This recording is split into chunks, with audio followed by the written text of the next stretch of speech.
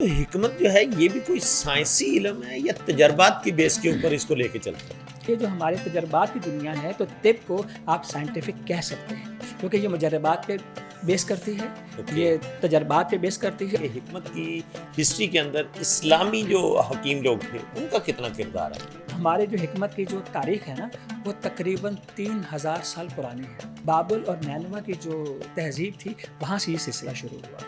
مصر کی تاریخ بھی تقریباً 3500 سال پرانی ہے، قبل مسیح 3000 سال قبل مسیح کی ہے۔ تو مصری جو تہذیب تھی ان کے اندر علاج معالجہ کیا جاتا تھا، شاہی حکیم بھی ہوا کرتے تھے۔ پھر یونانی کا دور آیا تو اس میں آپ دیکھیں کہ ارسطو ہے، افلاطون ہے، سقراط ہے، بقراط ہے، یہ وہ لوگ ہیں جنہوں نے صحیح معنوں میں حکمت کی داغ بیل ڈالی۔ حکمت میں شفا کسے کہتے ہیں؟ پھر شفا کا کیا مفہوم لیں گے آپ؟ شفا یہ ہے کوئی مرض ہوا، آپ نے اس پر علاج کیا اور مریض نے پوری طرح کمپلائنس کی اور وہ پھر دوبارہ اس کو وہ مرض ساری زندگی نہیں ہونا چاہیے۔ دوائیوں کی، میڈیسنز کی اگر بات کی جاتی ہے تو حکمت کے اندر جو ہے وہ کس قسم کی ادویات سے علاج کیا جاتا ہے؟ دنیا اللہ رب العالمین نے جو بنائی ہے اس کی بنیاد ٹوٹل 3 چیزیں ہیں جن کو ہم حکمت میں موالید ثلاثہ کہتے ہیں: جمادات، نباتات اور حیوانات۔ یہ ان کی ارتقائی حالت بھی ہے۔ یہ زمانے میں جمادات سے دنیا شروع ہوتی ہے، نباتات میں جاتی ہے اور نباتات کے بعد ہی حیوانات میں جاتی ہے۔ تو ان سب کے یہ ارتقائی نظام جو ہے کائنات کا ہے اس کے مطابق ڈیزائن کیا جاتا ہے۔ ہماری جو خوراکیں ہیں، ہماری جو دوائیں ہیں وہ بھی انہی تینوں چیزوں سے اخذ کی جاتی ہیں۔ آج کے دور میں آپ کیا سمجھتے ہیں طب کسی پسماندگی کی طرف چل رہی ہے؟ اگر ایسا ہے تو اس کی بیسیکلی وجہ کیا ہے؟ وہ اپنے بقا کی جنگ لڑ رہے ہیں آج کل تو حکماں جو ہیں، اور ہمارا سلسلہ بھی اسی لیے ہے کہ ہم حکماں بتا سکیں کہ ابھی حکمت زندہ ہے، اس کے علمبردار شاید کمزور ہو گئے لیکن اس کو دوبارہ زندہ کرنے کی ضرورت ہے۔ ایسی کون سی بیماریاں ہیں جس میں حکمت کا بڑا شافی علاج موجود ہے؟ معدے اور ہاضمے کی بیماریوں میں حکمت سے بہتر کوئی علاج نہیں ہے۔ اسی طرح جوڑوں اور ہڈیوں کے جو امراض ہیں ان میں گنٹھیا، جوڑوں کا درد، ہڈیوں کا بھربھرا پن ہونا، عرق النساء، یہ وہ بیماریاں ہیں جن میں ہمارا علاج بہت ہی کامیابی کے ساتھ مریضوں کو شفا یاب کرتا ہے۔ بسم اللہ الرحمن الرحیم۔ رب اشرح لی صدری ویسر لی امری واحلل عقدۃ من لسانی ویفقہوا قولی واذا مرضت فہو یشفین۔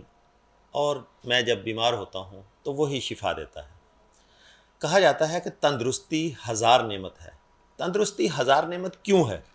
ایک جیتا جاگتا انسان جب تک تندرست نہیں ہوگا وہ کبھی بھی اپنے ان اعمال کو یا اس کاموں کو جو ڈیلی بیسس پہ وہ جن کاموں کے لیے ڈیلی بیسس پہ وہ اپنے روزمرہ کی زندگی کو معمول پہ لاتا ہے نہیں کر پاتا جب تک وہ صحت مند نہیں ہوگا۔ صحت مند معاشرے کے لیے انسان کا صحت مند ہونا بہت ضروری ہے۔ ایک وقت تھا کہ جب طب کو، حکمت کو بڑی اہمیت دی جاتی تھی، لیکن آج کے ٹیکنالوجی کے دور میں، جس ایرا میں ہم لوگ رہ رہے ہیں، اس دور میں، ٹیکنالوجی کے دور میں، شاید حکمت کہیں پرانا لفظ لگتا ہے۔ ایسا محسوس ہوتا ہے کہ حکمت شاید کسی ایک بیماری کی وجہ سے پہچانی جاتی ہے۔ کیا ایسا ہے؟ آج اس پہ بات کریں گے، اس کو جاننے کی کوشش کریں گے کہ یہ وہ مقدس شعبہ جس پہ انبیاء کرام نے بہت سارا استفادہ حاصل کیا اور حکمت کے اندر ایک اپنا حکمت کا نام رہا۔ آج ہم اس پہ بات کرنے کی کوشش کریں گے۔ آج ہم اپنے اسٹوڈیو میں دعوت دی ہے جناب حکیم عامر رشید صاحب کو۔ السلام علیکم۔ وعلیکم السلام۔ عامر صاحب کیسے ہیں آپ؟ آپ کی دعائیں اچھی۔ سر، حکمت کے بارے میں بڑی باتیں کی جاتی ہیں، کیا واقعی حکمت جو ہے ایک پرانا لفظ ہو گیا یا آج بھی حکمت کا کوئی وجود موجود ہے؟ بہت شکریہ، آپ نے ہمیں موقع دیا کہ ہم حکمت اور طب کے اوپر بات کر سکیں۔ تو یہ وہ چیز ہے جس کو شاید آج کل کے دور میں ذکر کرنا بہت ضروری ہے۔ حکمت وہ چیز ہے کہ جس کا ذکر خود رب العالمین نے قرآن مجید میں فرمایا ہے۔ اللہ تعالیٰ ارشاد فرماتے ہیں کہ وَمَن یُؤْتِ الْحِکْمَةَ فَقَدْ أُوتِیَ خَیْرًا کَثِیرًا، کہ جس کو بھی ہم نے حکمت عطا کی ہے ہم نے اسے خیر کثیر عطا کر دیا۔ اب جس کو خود رب العالمین خیر کثیر کہے، خیر کثیر، بہترین چیز اور کثرت کے ساتھ، تو وہ حکمت کیا چیز ہو سکتی ہے؟ اب حکمت کی تعریف مختلف پیرامیٹرز پہ کی جاتی ہے۔ تو آپ کے سوال کا مطلب یہ ہے کہ حکمت کہتے کس سے پہلے اس کو حکمت ہے کیا؟ عام لے مین کے لیے حکمت کا آئیڈیا ہونا، حکمت کس کو کہتے ہیں؟ اب اس کی اصل جو تعریف ہے، لفظی اور لغوی جو تعریف ہے، وہ یہ ہے کہ گہری عقل اور دانش مندی اور تجربے سے حاصل شدہ جو علم ہے اس کو حکمت کہتے ہیں۔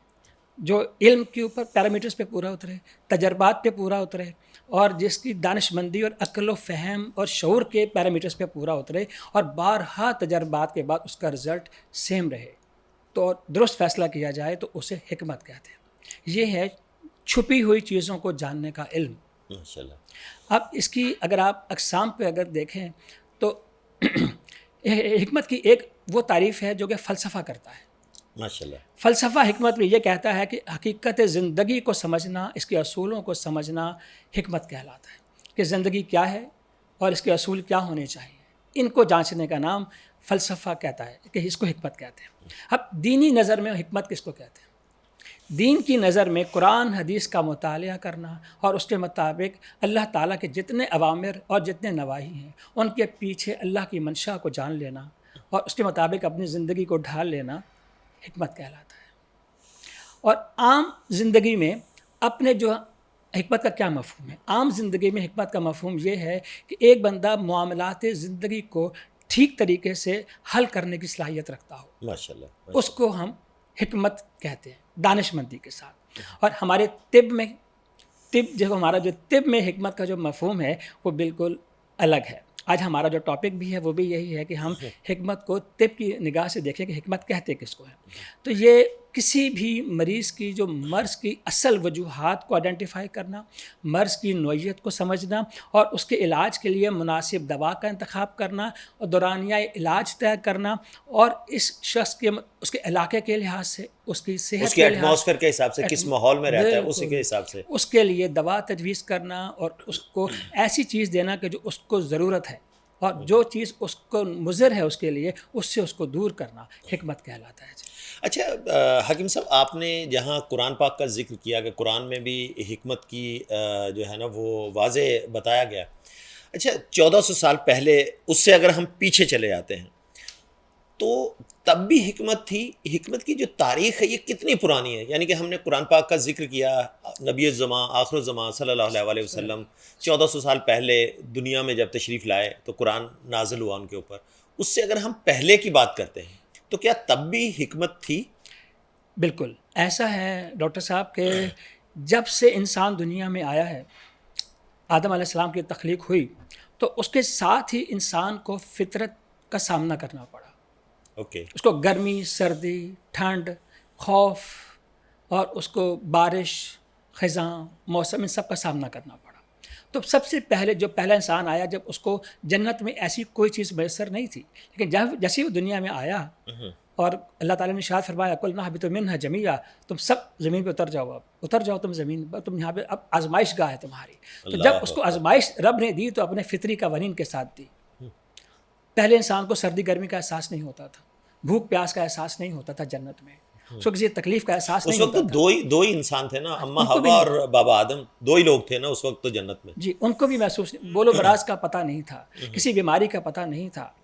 تو جیسے دنیا سے جنت سے دنیا میں آئے ہیں وہ لوگ، تو ان کو فوراً فطرت کا سامنا کرنا، فطرت کی سختیوں کا سامنا کرنا پڑا۔ تو جو انسان اور ان کی اولاد جو جیسے دنیا میں آئے تو انہوں نے سردی سے بچنا، گرمی سے بچنا، بیماری سے، ان کو بیماری لاحق ہو گئی، ان سے بچنا، مشقت کرنا، اور پھر اس آزمائش گاہ میں اپنے آپ کو بچانے کے لیے انہوں نے جو طریقہ کار اختیار کیا وہی حکمت کی تعریف پہ پورا اترتا ہے۔ ماشاءاللہ۔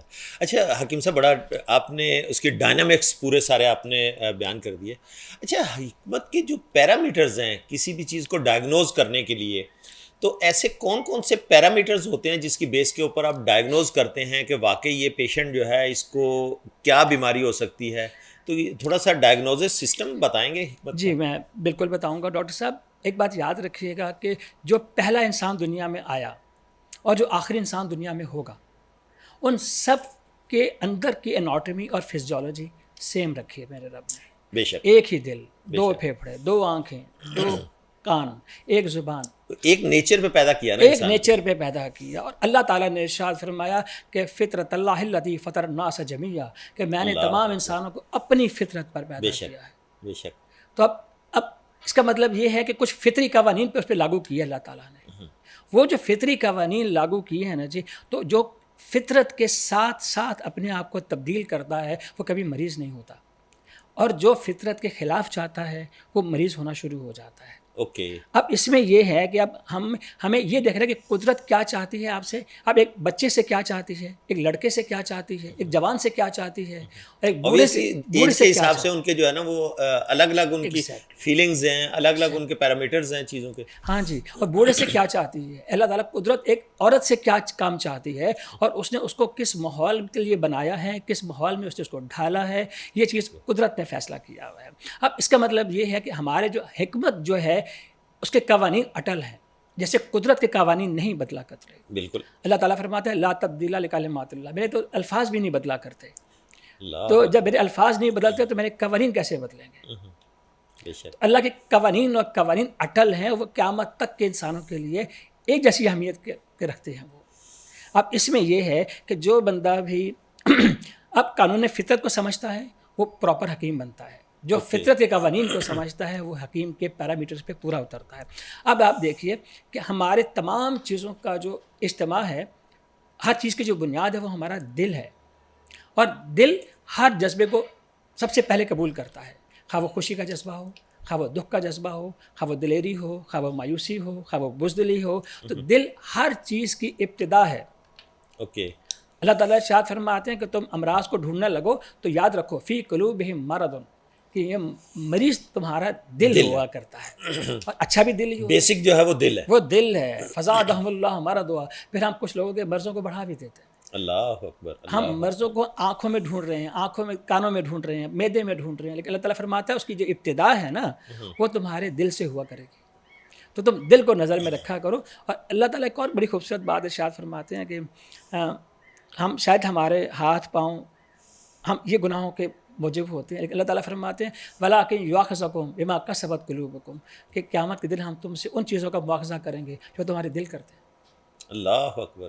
یعنی کہ وہ جو نفس امارہ ہے جسے کہتے ہیں, جو ہر وقت ہمیں ابھارتا رہتا ہے, یہ کر لے, وہ کر لے, اس طرف نکل جاؤ, جو نفس امارہ ہے ہمارا, اس کا حساب کتاب کی بات کر رہے ہیں. بالکل. تو اصل جو مقام ہے جی دل کا. اب دل سے جو رگیں نکلتی ہیں, جو شریانیں نکلتی ہیں, وہ زندگی لے کے نکلتی ہیں.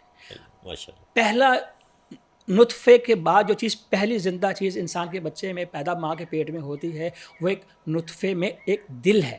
دل, اللہ تعالیٰ سب سے پہلے دل کی تخلیق فرماتے ہیں. اللہ اکبر. اس کے بعد ہڈیاں, پھر اس کے بعد دماغ, پھر آخر میں جگر بنتا ہے.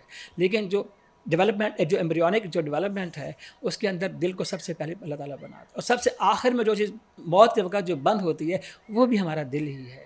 تو اب دل کی جو شریانیں ہیں وہ ہماری روح لے کے چلتی ہیں, اور وہ روح ہماری شریانوں میں تڑپتی ہوئی محسوس ہوتی ہے, اس کو ہم نبض کہتے ہیں. اب حکمت کا سارا دار و مدار یہ ہے کہ آپ اگلے بندے کی نبض پر ہاتھ رکھیں. اگر اس کے دل کی دھڑکن جہاں پر نارمل سے زیادہ ہوگی وہ صحت کی نشانی ہوگی, نارمل سے زیادہ ہوگی تو صحت کی نشانی, تھوڑی سی زیادہ ہوگی تو صحت کی نشانی ہے, وہ نارمل رینج سے کم ہوگی تو وہ بیماری کی طرف علامت کرتی ہے. تو یہ ہمیں بیماری کی ابتدائی رپورٹ ہمیں نبض بتاتی ہے. اس سے آئیڈیا ہو جاتا ہے نبض پکڑ کے کہ بندہ جو ہے نا وہ سلو چل رہی ہے نبض, اس کی تیز چل رہی ہے, کیا ہے. ہاں, یہ نبض آپ کو ایک انسان کا اندرونی پورا کا پورا اناٹمی, فزیولوجی اور اس کی پوری تفصیل اور موجودہ اس کی حالت اور آنے والی بیماریاں اور اس کی نسلوں میں آنے والی بیماریوں کی بھی نشاندہی کرتی ہے. یہ اتنا بڑا فن رہا ہے کہ لیکن آج کل یہ فن کافی حد تک لوگوں کی نظروں سے معدوم ہو چکا ہے. لیکن یہ حکمت کی بنیاد جو ہے وہ نبض شناسی کے اوپر ہے. اور پھر دوسرا کہ پھر ہم اس نبض شناسی کے علاوہ کارورا, جس کو ہم کارورا کہتے ہیں, کہ جو یورین ہوتا ہے وہ آپ کے جگر کا فضلہ ہوتا ہے, اس کے اندر بہت ساری بیماریوں کی نشاندہی ہوتی ہے. تو حکمت کی جو بنیاد ہے وہ نبض شناسی اور کارورا شناسی کے اوپر, کارورا پیشاب کو کہتے ہیں, اس کی آئیڈینٹیفیکیشن کے اوپر, اس کے کلر کے اوپر ہم بہت ساری بیماریوں کا اندازہ لگاتے ہیں. پھر علاقائی بیماریاں ہوتی ہیں, موسمی بیماریاں ہوتی ہیں, پھر اس کے علاوہ نسلی بیماریاں ہوتی ہیں کچھ لوگوں کے اندر, جینیٹکس جو ہوتی ہیں, موروثی بیماریاں, وراثتی بیماریاں ہوتی ہیں. تو یہ ان سب کو کہیں نہ کہیں جا کے اشارہ کیا جاتا ہے, اور یہ ازل سے چلا آ رہا ہے. پھر آپ کی حیت, آپ کا پتلا ہونا, آپ کا موٹا ہونا, آپ کا گورا ہونا, پھر آپ کے بال, فزیک آپ کی جو ہے یہ بھی بتا رہی ہوتی ہے. حیت اور ماہیت آپ کی بیماریوں کی طرف اور آپ کے خاندان کی طرف اشارہ کر رہی ہوتی ہے. اور یہ آپ کی بہت ساری بیماریوں کی طرف نشاندہی کرتی ہے. تو حکمت کے, اچھا پھر ہم موسم کو بھی دیکھتے ہیں. माहौल को भी देखते हैं, उसके पेशे को भी देखते हैं, उसकी जिन्स को भी देखते हैं, उसके खाने पीने को भी देखते हैं, उसका जो कमाने का ज़रिया है हम उसको भी देखते हैं। फिर एक शख्स, हिकमत जो है ना, इतना वसी इल्म है डॉक्टर साहब कि ये आपको ये बताता है कि यार ये बंदा मरीज़ है तो उसके पीछे मुकम्मल तौर पे वजह रूहानी है, नफसानी है, नफसियाती है या बदनी है। ओके। अगर आपको इन तमाम कैटेगरीज़ के बारे में पता चल जाए फिर आपकी तशख़ीस भी आसान है। लेकिन हमारे सामने हमारा जिस्म होता है, हम ये नहीं जान पा रहे होते कि ये जिस्मानी बीमारी या उसकी नफसियाती बीमारी है, नफसानी बीमारी या रूहानी बीमारी या कोई कल्बी बीमारी इसके है। बैकग्राउंड में ऐसा क्या चल रहा है माइंड के अंदर जिनकी वजह से ये इस मुश्किल में मुब्तला है? जी, और जो हकीम होता है वो असल मर्ज़ की रूह और जड़ तक पहुँचने की कोशिश करता है और उसकी नज़र वहाँ तक जाती है। क्योंकि देखिए, याद रखिए, अल्लाह ताला ने जब इरशाद फरमाया कि हिकमत हम जिसको अता करते हैं उसको हम खैर कसीर अता फरमाते हैं। तो सबसे पहले उसको जो चीज़ अता करते हैं वो नज़र देते हैं, बसीरत देते हैं, बसारत नहीं, बसीरत देते हैं। बसीरत देते हैं। और बसीरत वो निगाह है कि जो आर पार होती है। और सरकार दो आलम सल्लल्लाहु अलैहि वसल्लम का इरशाद ग्रामी है कि जो मोमिन होता है, इत्तक़ू अन फ़रासतिल मोमिन, कि तुम मोमिन की फ़रासत से डर जाओ, फ़इन्नहु यंज़ुर बिनूरिल्लाह, कि वो अल्लाह के नूर से देखता है बेशक। और उसका नूर आर पार हो जाता है। वो आपकी रूह की बीमारियों को भी जानता है, वो आपकी नफसानी बीमारियों को भी जानता है, वो आपकी नफसियाती बीमारियों को भी जानता है, वो आपकी जहनी जब आर पार हो रहा है तो उसको तो सब पता है ना, फिर अंदर है क्या, दिल में क्या है, दिल के पीछे क्या है, सोच क्या है, वो तो सब एक्सरे पता की तरह चल करता है, वो एक्सरे की तरह काम करता है। तो वो मुकम्मल अदराक रखता है बीमारियों का कि इसकी जड़ कहाँ पर है। जब तक वो जड़ तक नहीं पहुँचता वो इलाज नहीं करता। ओके। तो ये तशखीस के पैरामीटर्स आपके डायग्नोस। अच्छा हकीम साहब, ये टेक्नोलॉजी का दौर है, टेक्नोलॉजी बहुत, आजकल साइंस बहुत कुछ प्रूफ कर रही है, तो आप क्या समझते हैं 1400 साल पहले जो हमारे नबी पाक सल्लल्लाहु अलैहि वसल्लम ने फरमा दिया, आज साइंस उसको प्रूफ करने की कोशिश कर रही है, तो हिकमत जो है ये भी कोई साइंसी इल्म है या तजर्बात की बेस के ऊपर इसको लेके चलते हैं? देखिए, इसको मुकम्मल साइंसी इल्म कहना भी एक पेचीदा अमर है। ओके। ये बिल्कुल साइंटिफिक नहीं है, क्योंकि जिस ज़माने में ये हिकमत अरूज पर थी तो वो अपने इलाकाई बीमारियों को अहमियत देते थे, अपने मौसमी जो कैफियत थी उसको फोकस देते थे, तो वो यूनिवर्सली अप्रूव नहीं होती थी। ओके। लेकिन आजकल साइंसी दौर है, तो अभी हम कह सकते हैं कि इसके असूल जो है तमाम के तमाम तजर्बात पर बेस्ड हैं। ओके। उन्होंने तजर्बात जिस चीज़ पे किए और उनका रिज़ल्ट उनको सेम मिला हमेशा। जिस चीज़ के बारे में उन लोगों ने जो राय कायम की, उसके जो असरात पर, किसी दवाई के असरात पर बात की, तो वो आज तक और क़यामत तक उसके असरात सेम रहेंगे। तो जिस चीज़ का रिज़ल्ट बार बार आपको एक ही मिले तो उसको साइंटिफिक कहा जा सकता है। तो ये जो हमारे तजर्बात की दुनिया है, तो तिब को आप साइंटिफिक कह सकते हैं, क्योंकि ये मुजर्रबात पे बेस करती है, ये तजर्बात पे बेस करती है। और इन्होंने हज़ारों साल पहले जो इनके मिजाज कायम किए, अद्वियात के, ग़िज़ाओं के, फलों के, आज तक वो उसी मिजाज पर कायम हैं, क्योंकि वो भी नेचर पे है ना, नेचर पर पे है। तो हिकमत आपको नेचर के करीब करना सिखाती है, आपको कहती है कि तुम फितरत से मत लड़ो, जो फितरत के मुखालिफ में जाएगा वही मरीज़ होगा। ओके। और जो फितरत के साथ बदलता रहेगा, चलता रहेगा, सर्दियों में सर्दियों की तरह बिहेव करे, गर्मियों में गर्मियों की तरह बिहेव करे, मौसम बहार में मौसम बहार की तरह बिहेव करे, तो वो बंदा कभी बीमार नहीं होगा। तो ये चीज़ हमारी साइंटिफिक है, लेकिन उसके क्योंकि तजर्बात इसकी बुनियाद है, साइंस की बुनियाद भी तजर्बात हैं।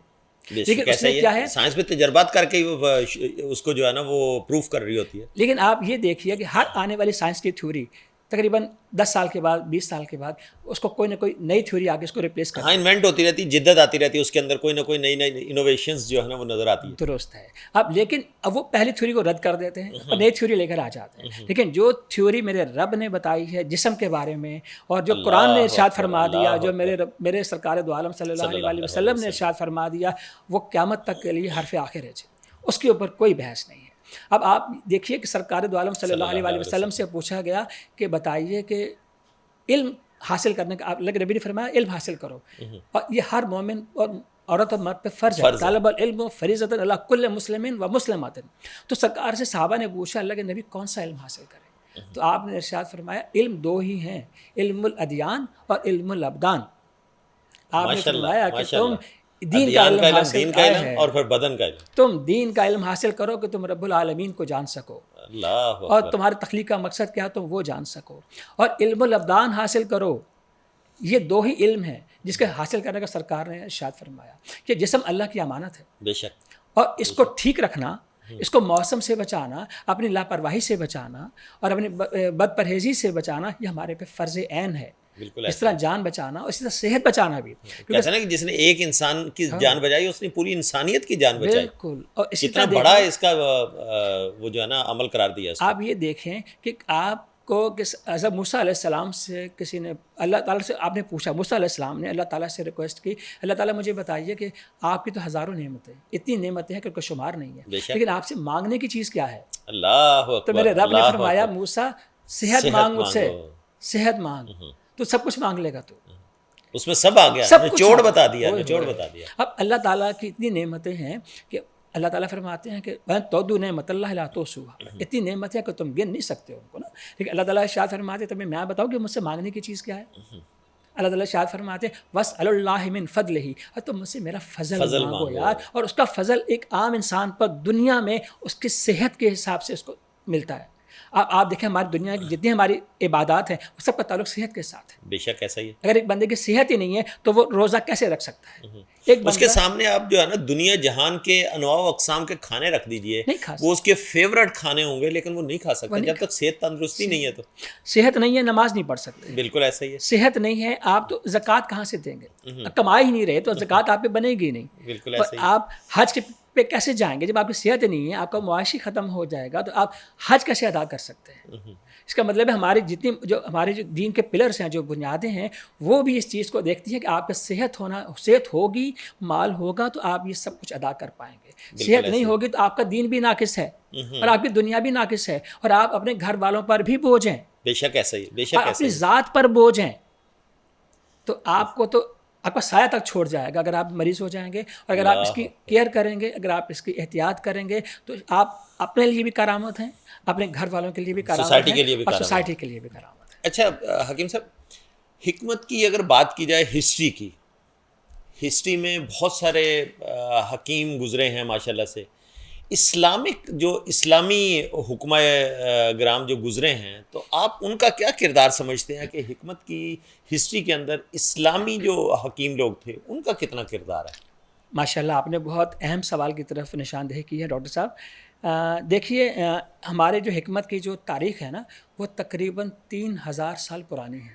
اوکے. اس کا اصل میں ہم اس کو تاریخ تو جب سے انسان پیدا ہوا تب سے لاگو ہوتی ہے، لیکن ہم کہتے کیا ہیں؟ یعنی کہ جب کسی بھی سسٹم کو، کسی بھی فن کو مدون کیا جاتا ہے، جب اس کے قوانین تیار کیے جاتے ہیں، جب اس کے کلیات تیار کیے جاتے ہیں تو تب ہم اس کو کہتے ہیں کہ اب یہ سلسلہ برابر شروع ہوا. تو 3000 سال پہلے بابل اور نینوا کی جو تہذیب تھی وہاں سے یہ سلسلہ شروع ہوا. اوکے. اور قدیم ہمارے جو تاریخ ہے وہ انہی علاقوں سے منسوب ہے. بابل اور نینوا کی جو تاریخ ہے سب سے قدیم ہے. اور اس کے مقابلے میں آپ دیکھیں کہ اس کے بعد مصر کی تاریخ بھی تقریباً 3500 سال پرانی ہے. قبل مسیح 3000 سال قبل مسیح کی ہے. تو مصری جو تہذیب تھی ان کے اندر علاج معالجہ کیا جاتا تھا، شاہی حکیم بھی ہوا کرتے تھے، ان کو پیٹرنائز کیا جاتا تھا، ان کو تعلیم دی جاتی تھی، ان کو الگ سے ان کے مدرسے تھے، اور جو باقاعدہ طور پر جو سند یافتہ لوگ ہوتے تھے ان کو وہی علاج کرنے کی اجازت دی جاتی تھی. اب اس کے بعد پھر تقریباً 350 قبل مسیح تک یونان کا دور آیا. یعنی کہ بابل و نینوا کی تاریخیں ختم ہو گئیں، پھر یونانی کا دور آیا. تو اس میں آپ دیکھیں کہ ارسطو ہے، افلاطون ہے، سقراط ہے، بقراط ہے، یہ وہ لوگ ہیں جنہوں نے صحیح معنوں میں حکمت کی داغ بیل ڈالی. اوکے. تو اس کو پراپر ایک مضمون کی طرح اور اس کو پراپر ایک کتاب کی طرح، نصاب کی طرح پڑھایا جاتا تھا اس کو.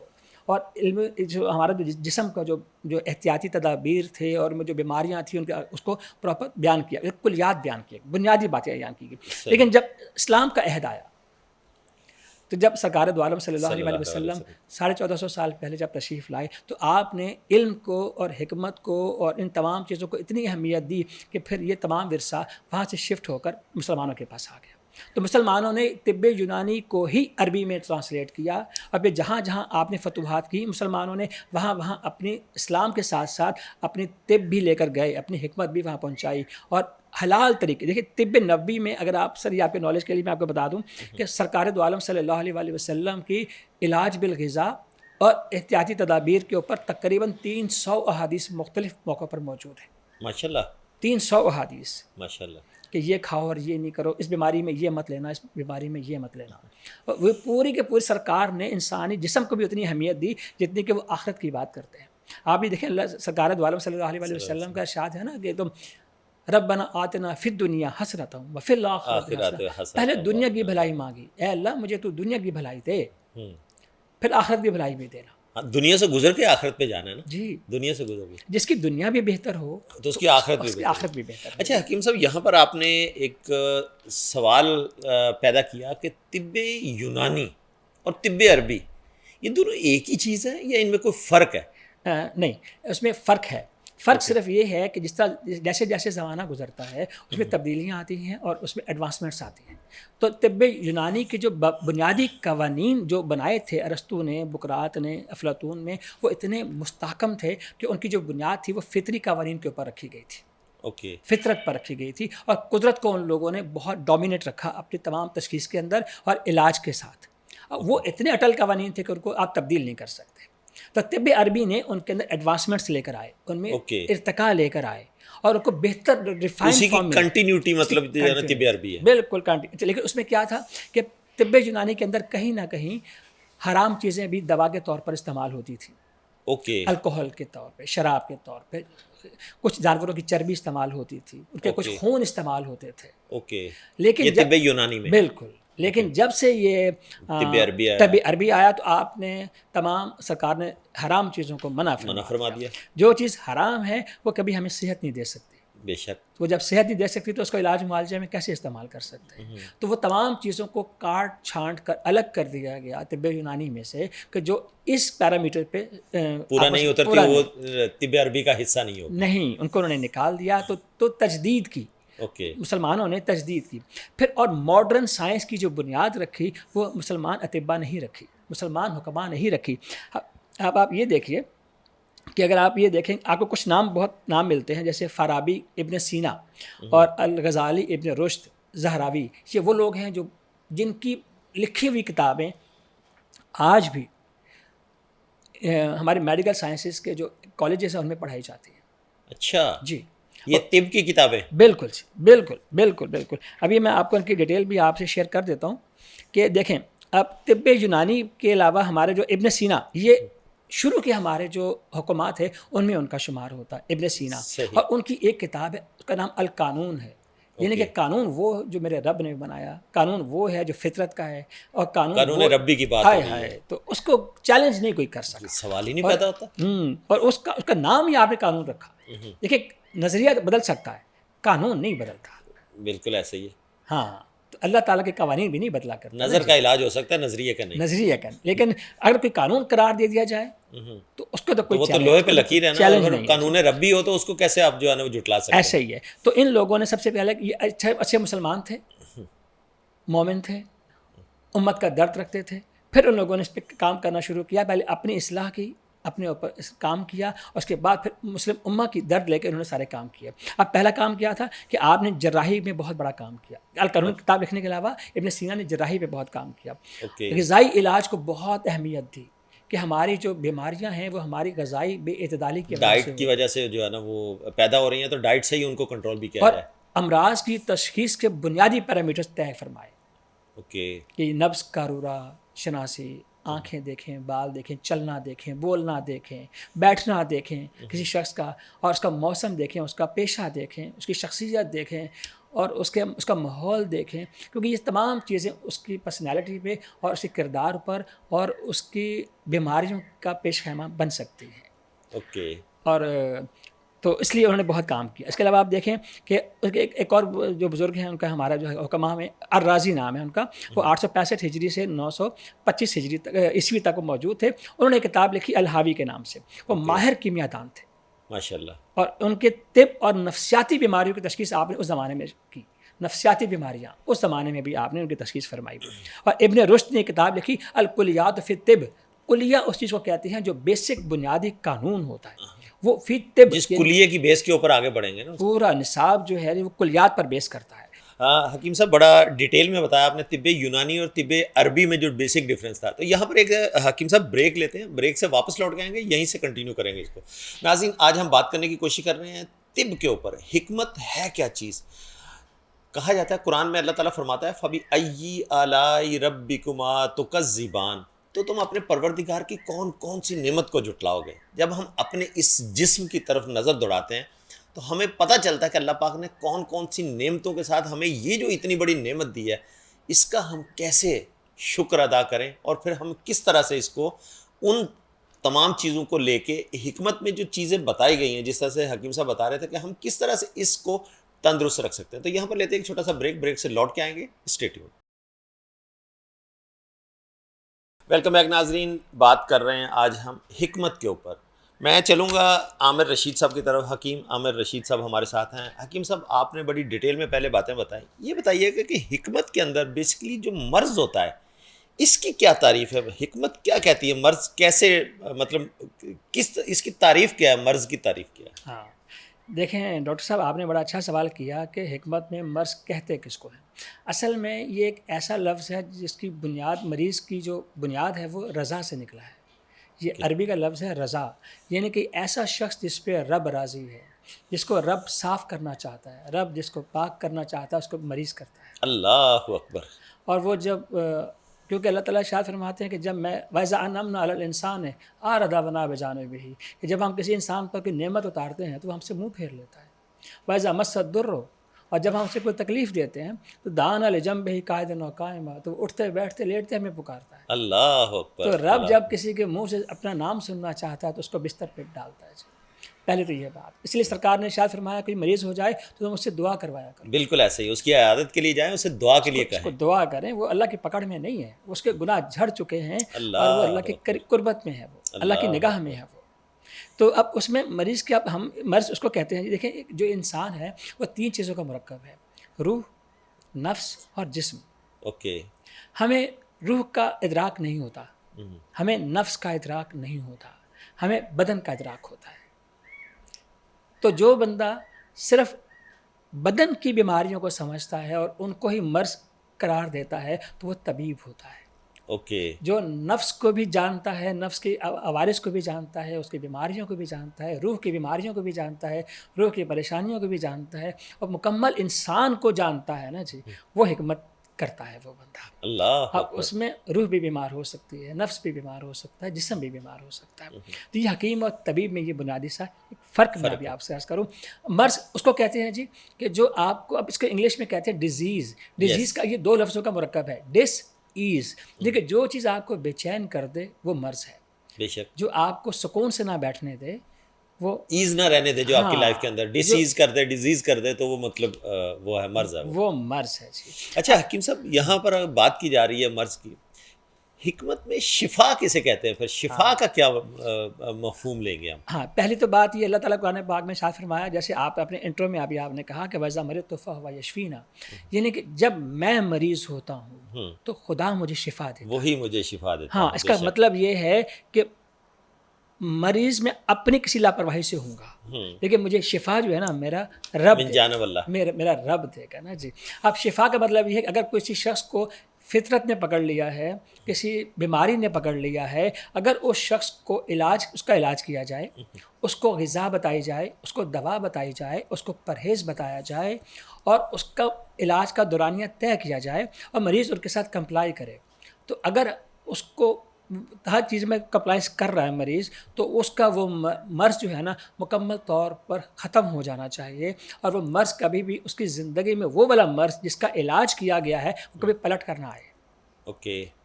جس کا علاج ہو جائے گا اس کا پلٹنا نہیں ہے، وہ شفا میں، اس کے تعریف میں پورا نہیں اترے گا. شفا یہ ہے کوئی مرض ہوا، آپ نے اس کو علاج کیا اور مریض نے پوری طرح کمپلائنس کی، اور وہ پھر دوبارہ اس کو وہ مرض ساری زندگی نہیں ہونا چاہیے. اوکے. مطلب اس کو سرے سے شفا یاب ہو گیا، وہ اس کو اس بیماری سے بالکل اس کی جان جو ہے نا وہ ختم ہو جائے. جب تک جڑ سے ختم نہیں ہوگی وہ موجود رہے گی. اور حکمت جڑ سے ختم کرتی ہے شفا کو. تو شفا اس کے ہمارے حکمت میں مفہوم یہی ہے کہ خواہ وہ روحانی عوارض ہوں، خواہ جسمانی عوارض ہوں، خواہ وہ آپ کے روحانی عوارض ہوں، اس کو ہمیشہ کے لیے ختم کیا جائے. تو اب اس کو جو شفا ہے اس کے لیے مختلف طریقہ کار اختیار کیے جاتے ہیں جی، کہ اس میں غذائی علاج بھی کیا جاتا ہے، جسمانی علاج بھی کیا جاتا ہے. اس میں اچھا غذا کی آپ نے بات کی، حکمت کے اندر ڈائٹ کا بیسک کیا کانسیپٹ ہے؟ ڈائٹ کتنا زیادہ ضروری ہے؟ غذا کی جو بات کی جاتی ہے تو حکمت میں غذا کی کتنی اہمیت ہے؟ اس کی اہمیت اتنی زیادہ ہے کہ جو شاید ہماری سوچ سے بھی زیادہ ہے. اللہ پاک قرآن پاک میں ارشاد فرماتے ہیں کہ انظر الی طعامک و شرابک، کہ تم نظر رکھو اپنی جو تم کھاتے ہو اور جو تم پیتے ہو. اور اللہ پاک نے قرآن پاک خود اللہ تعالیٰ نے ارشاد فرمایا کلو واشربو ولا تسرفوا، کہ یار تم کھایا کرو اور پیا کرو لیکن اسراف کبھی بھی نہیں کرنا. ہمارے ہاں جو امراض آتے ہیں وہ اسی وجہ سے آتے ہیں کہ ہم کھانے میں بے اعتدالی کرتے ہیں، زیادہ کھاتے. اوور ایٹنگ ہمارے ہاں سب سے زیادہ امراض کی بنیادی وجہ ہے. یعنی کہ جو ہم یہ سمجھتے ہیں کہ زیادہ کھا رہے ہیں کہ صحت مند ہوں گے، تو زیادہ کھانا جو ہے یہ بھی ایک بیماری کی طرف لے جاتا ہے. صحت کچھ اور ہے، تندرستی کچھ اور ہے. تندرستی یہ ہے کہ آپ کا جو تن ہے وہ درست رہے، آپ کا جو جسم ہے وہ درست رہے. اور ہمیں ان چیزوں میں مد نظر رکھنا ہوتا ہے کہ اب بہت سی ہمیں نفسیاتی بیماریاں بیمار کر رہی ہوتی ہیں. ہمیں خوف، اللہ پاک قرآن پاک میں کیا ارشاد فرماتے ہیں کہ میں تمہیں آزماؤں گا وَلَنَبْلُوَنَّكُمْ بِشَيْءٍ مِّنَ الْخَوْفِ وَالْجُوعِ وَنَقْصٍ مِّنَ الْأَمْوَالِ وَالْأَنفُسِ وَالثَّمَرَاتِ. اب یہ اللہ کے قانون ہے، یہ قانون فطرت کی جب ہم بات کرتے ہیں تو ہمیں اس سے سامنے سے گزرنا پڑے گا نا جی. اللہ فرماتے ہیں میں تمہیں خوف سے بھی آزماؤں گا. یار اب خوف بھی بندوں کو بیمار کرتا ہے. جو بندہ خوف کے زیادہ ہوتا ہے اس کا بلڈ پریشر ہمیشہ لو سائڈ پہ رہتا ہے، اس سے آپ کوئی کریٹیو کام نہیں کروا سکتے، وہ کوئی اس کی ساری صلاحیتیں ختم ہو جاتی ہیں، معدوم ہو جاتی ہیں، وہ ڈر کے خوف کے سائے میں ہی رہتا ہے وہ. ہاں جی. تو اللہ تعالیٰ پھر اس کو آہستہ آہستہ پھر جو سلو ڈاؤن ہو جائے گا وہ بیماری کی طرف جائے گا. خوف، اسی طرح مایوسی. اللہ تعالیٰ فرماتے ہیں کہ لا تقنطوا من رحمت اللہ، میری رحمت سے مایوس نہ ہونا. اگر تو مایوس ہو گئے تو ومن یقنط من رحمت ربہ الا الضالون، میری رحمت سے صرف وہی مایوس ہوگا جو گمراہ ہو چکا. اللہ، اس کا مطلب ہے مایوسی یہ بھی آپ کو بیمار کرتی ہے، بزدلی بھی آپ کو بیمار کرتی ہے. یہ وہی خوف کی اسی کے ٹریٹس ہیں نا، مختلف. ہاں. اور جب آپ کھانے کی بات کرتے ہیں تو اللہ تعالیٰ ارشاد فرماتے ہیں نا جی کہ ایک حدیث مبارکہ بھی ہے کہ ایک شخص غلاف کعبہ کو پکڑ پکڑ کے ہلا کے اللہ سے دعائیں مانگ رہا ہے، اس کے جسم پہ مٹی کے آثار ہیں، سفر کے آثار ہیں، لیکن اللہ تعالیٰ اس کی دعا کو نہیں سنتا کیونکہ اس نے اس بات کا دھیان نہیں دیا کہ اس کے پیٹ میں لقمہ حرام ہے. اللہ اکبر، اللہ اکبر. تو اس کو کبھی بھی شفا نہیں ہوگی کیونکہ اس نے حلال نہیں کمایا. تو جو حلال کماتے ہیں اللہ ان کو بیماریوں سے محفوظ رکھتا ہے. جو حرام اور حلال کا فرق نہیں کرتے تو اللہ ان کو لا علاج امراض کا شکار کرتا ہے. اللہ اکبر. تو کھانا پینا کے بے اعتدالی جو ہے وہ ہمیں بیماریوں کے بہت بڑا موجب جو ہے نا جی وہ ہماری غذائی بے اعتدالیاں ہیں، اور ان سے ہم واقف ہیں کیونکہ روح کی غذا کچھ اور ہے، بدن کی غذا کچھ اور ہے. تو ہمیں پتہ تبھی چلتا ہے جب ہمارا بدن بیمار ہوتا ہے. تو بدن کی بیماری کا روح کی بیماری کو تو ہم لوگ بیماری سمجھتے ہی نہیں ہیں، اس کو تو ہم ڈائگنوز بھی نہیں کراتے، نہ خود کرتے ہیں نہ کسی کو دکھاتے ہیں. حالانکہ سرکار کا ارشاد تو یہی ہے کہ اللہ تعالیٰ کی جو نظر ہے وہ تمہارے نا اندر ہے، روح کے اوپر ہے، قلب کے اوپر ہے. ان اللہ لا ينظر الى صورکم، اللہ کی ذات تمہاری صورتوں کو نہیں دیکھتی ہے.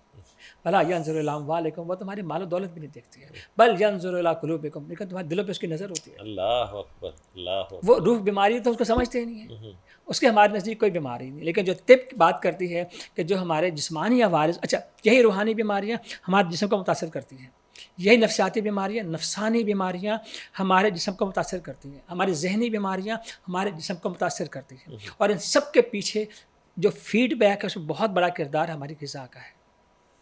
اوکے. اچھا حکیم صاحب، جس طرح سے آپ نے غذا کی بڑی ڈیٹیل اس کے ڈائنامکس تک آپ نے ڈسکس کر دیے، بتا دیے، دوائیوں کی، میڈیسنس کی اگر بات کی جاتی ہے تو حکمت کے اندر جو ہے وہ کس قسم کی ادویات سے علاج کیا جاتا ہے اور کیسی ادویات ہوتی ہیں، وہ کیسے ترتیب بنائی جاتی ہیں؟ تو وہ ادویات کے بارے میں بتائیں کہ وہ کیسے ان کا علاج ہوتا ہے. ضرور جی.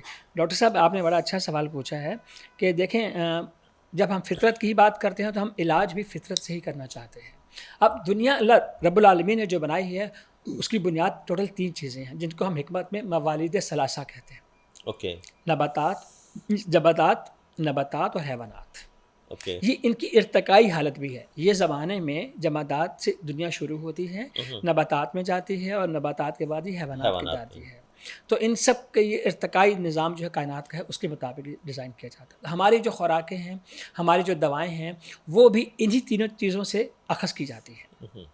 جیسے اب ہم نمک کھاتے ہیں، نمک ہماری زندگی کا بہت اہم حصہ ہے. تو یہ جمادات میں سے ہے، یہ پتھر ہے، یہ علاج بھی ہے بہت سی بیماریوں کا. اسی طرح ہم نباتات، ہم پتوں کو، جڑی بوٹیوں کو، تنوں کو، پھلوں کو، پھولوں کو، ہم ان سے دوائیاں بناتے ہیں جی. ان کے بھی اثرات ہوتے ہیں. اب اس کے علاوہ آخر میں ہم جیسے حیوانی چیزوں سے علاج کرتے ہیں. حیوانی چیزوں مطلب کیا ہے؟ ہم دودھ پیتے ہیں، ہم شہد استعمال کرتے ہیں، ہم یہ سب چیزیں گوشت کھاتے ہیں، یہ حیوانی ہے جی سارا. ہم چربی استعمال کرتے ہیں، یہ دوائیوں میں بھی استعمال ہوتا ہے. تو یہ ہمارے جو ماخذ ہیں یہ موالید ثلاثہ ہی ہیں جن سے ہم اپنے ادویات کی تیاریاں کرتے ہیں. اچھا حکیم صاحب، آج کے دور میں آپ کیا سمجھتے ہیں، طب کسی پسماندگی کی طرف چل رہی ہے؟ اگر ایسا ہے تو اس کے بیسکلی وجہ کیا ہے، اس کے پسماندگی کی طرف جانے کے طب کے؟ اس کی بہت ساری وجوہات ہیں جی. پہلے تو بات یہ ہے کہ یہ جو آج کل کا جو زمانہ ہے وہ انڈسٹری کا زمانہ ہے، انڈسٹریلائزیشن کا زمانہ ہے، ٹیکنالوجی کا دور ہے. ٹیکنالوجی کا دور ہے. ایک وقت یہ تھا کہ گاؤں میں لوگ رہا کرتے تھے، چھوٹی چھوٹی آبادیاں ہوا کرتی تھی، تو پورے گاؤں کے اندر ایک ہی حکیم ہوا کرتا تھا، ایک ہی مولوی ہوا کرتا تھا، ایک ہی لوہار ہوا کرتا تھا، ایک ہی کارپینٹر ہوا کرتا تھا. وہ اپنے علاقے کی ذمہ داریوں کو پورا کرنے کے لیے کافی ہوتا تھا. لیکن بعد میں جب سے انگریزوں نے پوری دنیا پہ قبضہ کرنا شروع کیا تو انڈسٹری کو بھی متعارف کروایا، ہر چیز کو انڈسٹریلائز کر دیا، پھر اس نے اس کو مارکیٹ کیا، کمرشلائز کیا، تو جس کی وجہ سے ہمارے ہاں جب انڈسٹری کا جب دورہ ہوا تو یہ جو چھوٹی چھوٹی صنعتیں تھیں ہماری بند ہونا شروع ہو گئی. اب اس کی وجہ سے سب سے بنیادی وجہ یہ ہے. پھر ان لوگوں نے اس کو ایسی پیکنگ میں پریزنٹ کیا، اپنے آپ کو ایسے اپنے رکھاؤ رکھا ہے جدید ماڈرن سائنس نے کہ جو ہمارے روایتی حکماء ہیں جو داڑھی ٹوپی کے ساتھ اور واسکٹوں کے ساتھ بیچارے، تو ان کو کوئی اہمیت ان کی آہستہ آہستہ پروپیگنڈا کر کے اور سرکاری. ایک دور ہوتا تھا شاہی حکیم ہوا کرتے تھے، خاندانوں جو شاہی خاندان ہوتے تھے ان کے اپنے حکیم ہوا کرتے تھے. لیکن اب ایسا نہیں ہے جی. اب وہ اپنے بقا کی جنگ لڑ رہے ہیں آج کل تو حکماء جو ہیں. اور ہمارا سلسلہ بھی اسی لیے ہے کہ ہم حکماء بتا سکیں کہ ابھی حکمت زندہ ہے، اس کے علمبردار شاید کمزور ہو گئے لیکن اس کو دوبارہ زندہ کرنے کی ضرورت ہے. اب اس میں بہت سی وجوہات یہ ہیں جی. ہماری حکمت کی بنیادی نقائص میں وہ یہ ہیں کہ ہم سائنسی تحقیقات کو انگریزوں کی تحقیق سمجھ کے اس سے خود کو متنفر کرتے ہیں. یہ ایک تعصب کی بات ہے. جدید سائنس کے ساتھ اپنے آپ کو ٹیلی نہیں کیا حکماء نے، اپنے آپ کو مینیج نہیں کیا، جدید اناٹمی فزیولوجی کے ساتھ اپنے آپ کو اپ گریڈ نہیں کیا، اسی روایتی بیسکس مسٹیکس ہیں جو ایکسیپٹ نہیں کیا. بالکل جی. اور پھر بیماریوں کی تشخیص میں سوائے نبض اور قارورہ کے کسی چیز کو لوگوں نے اہمیت دی ہی نہیں ہے. حالانکہ سائنس MRI پہ چلے گی، الٹرا ساؤنڈ پہ چلے گی، اندر تک چلے گئی اور سب ٹیسٹ کر رہی ہے، ہر چیز تک پہنچ گئی اور لوگوں میں اس کی ایکسیپٹنس بہت زیادہ ہوگی. لیکن طب نے اپنے پیرامیٹرز کو چینج نہیں کیا. پھر اس کے علاوہ دیکھیں جی، سرجری اور ایمرجنسی میں حکمت کے پاس کوئی پراپر یعنی کہ ایسا حل نہیں ہے کہ وہ ایمرجنسی ٹریٹمنٹس کر سکے یا سرجری بہترین قسم کی کر سکے. آپ کو ایسے لوگ حکماء میں نہیں ملیں گے. جرائی کے لیے تو کوئی وہ نہیں ہے ایسا. نہیں ہے جی. پھر ان کی دوا دیر سے اثر کرتی ہے. اب یہ لوگوں میں اتنا ٹیمپرامنٹ نہیں ہے، آج کل کا جدید دور ہے، لوگوں کے پاس وقت نہیں ہے، تو وہ کہتے ہیں جی یار آپ کی دوائیاں تو وہ سلو کام کرتی ہیں. تو پھر ہم اس لیے لوگ اس سے متنفر ہونا شروع ہو گئے. پھر کچھ بیماریوں کا حکمت میں علاج نہیں ہے، جیسے کینسر کو ٹریٹ کرنا اتنا آسان نہیں ہے. کیا جا سکتا ہے لیکن اتنا آسان نہیں ہے. HIV کی بیماری جو ایڈز ہے اس کو ٹریٹ کرنا اتنا آسان نہیں ہے. اسی طرح جو وراثتی بیماریاں جو جینیٹک ڈیزیزز ہیں اس کا حکمت میں پراپر اس کو توجہ سے نہیں دیکھا گیا. پھر جو شدید قسم کے انفیکشنس ہوتے ہیں، ایکیوٹ انفیکشنس ہوتے ہیں، اس میں ٹریٹمنٹ کرنے کے لیے ہمارے پاس کوئی اتنی بہتر دوائیاں موجود نہیں ہوتی ہیں. ریسورسز کی وجہ سے یا اس کے لیے تشخیص ہی نہیں ہوتی؟ وہ تشخیص کیسے کرے گی طب اس کو؟ نہیں، تشخیص کر لیتی ہے، تشخیص کر لیتی ہے، لیکن اصل میں کچھ بیماریوں کے بڑھنے کی رفتار بہت زیادہ ہوتی ہے اور دوائیوں کا جو اثر ہے اس کے مقابلے میں نسبتاً کم ہوتا ہے، اس لیے وہ بڑھتی چلی جاتی ہے. اوکے جیسے اس کو وہ دوائیاں جو ہے نا اوور کم نہیں کر پاتی ہیں کیونکہ کینسر کی بڑھنے کی اسپیڈ بہت ہوتی ہے، وہ دنوں کیا منٹوں میں بڑھ جاتا ہے. لیکن جو دوائیاں ہیں وہ ہفتوں میں کام کریں گی تو مرض کیسے وہ تو پھر obviously سی بات ہے کہ مرض بڑھتا چلا جائے. پھر اس کے علاوہ جڑی بوٹیوں کی ہمیں آج کل جو مل رہی ہیں وہ بھی خالص نہیں مل رہی ہیں، جس کی وجہ سے لوگوں کا علاج معاوضہ پراپر نہیں ہوتا. پھر ان کے جو اوزان ہوتے ہیں، ان کی جو کوالٹی ہوتی ہے وہ کمپرومائزڈ ہوتی ہے، جس کی وجہ سے پرابلم ہو جاتی ہے جی. اور مستند معالجین اور ان کے प्रॉपर जो कॉलेजेस की भी कमी है, जहाँ मुस्तकिल तौर पे बाकायदा तरीके से पढ़ाया जाए, लिखाया जाए, ओके। सिखाया जाए, इसकी भी कमी है जी। और हमारे पास गैर मियारी और मिलावटशुदा अद्वियात की भरमार है, जिसकी वजह से हम किसी को दवाई देते भी हैं तो उसको इतने अच्छे तरीके से उसको फ़र्क नहीं पड़ता। ये सारी वजूहात हैं जो हिकमत को पीछे करने में हमारे रुकावट है। अच्छा हकीम साहब, तो फिर ऐसी कौन सी बीमारियां हैं जिसमें हिकमत का बड़ा शाफी इलाज मौजूद है?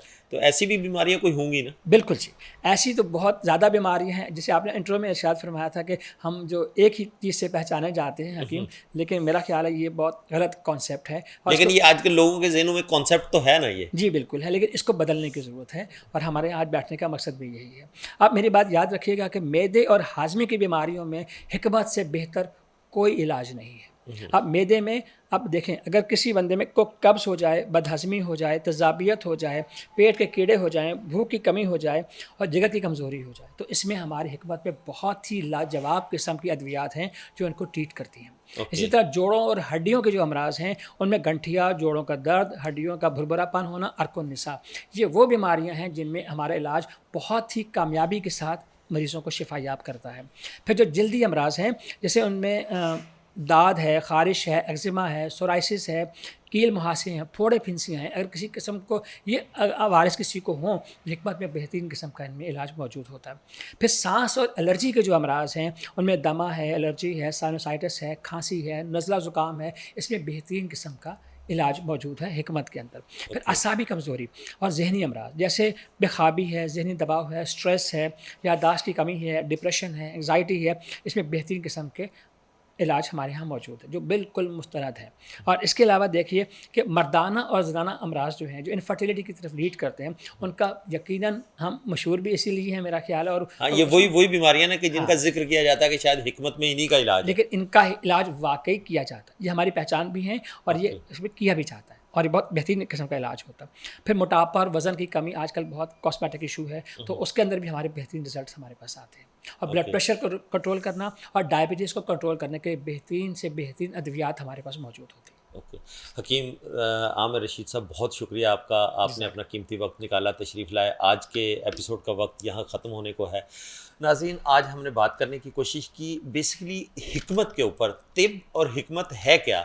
इसको जिस तरह से मैंने अपने इंट्रो में बात करने की कोशिश की थी कि शायद किसी एक बीमारी की वजह से जाना जाता है, लेकिन आज हमने जब डिटेल्स में बात की हकीम आमिर रशीद साहब से, उन्होंने जब उसके डायनामिक्स बताए, बेसिकली हिकमत है क्या, हिकमत किस तरह से काम करती है और हमें किस तरह से अपनी बीमारियों को डायग्नोज करने के लिए हिकमत के तरीक़ों पे अमल करना चाहिए। तो इस पर मुझे बड़ी उम्मीद है कि आप इसके ऊपर अमल करेंगे, देखेंगे, समझेंगे और अपनी बॉडी को समझने की कोशिश करेंगे। आज के इस एपिसोड से इतना ही। सिद्दीक सरवर को दीजिए इजाज़त। अल्लाह हाफ़िज़।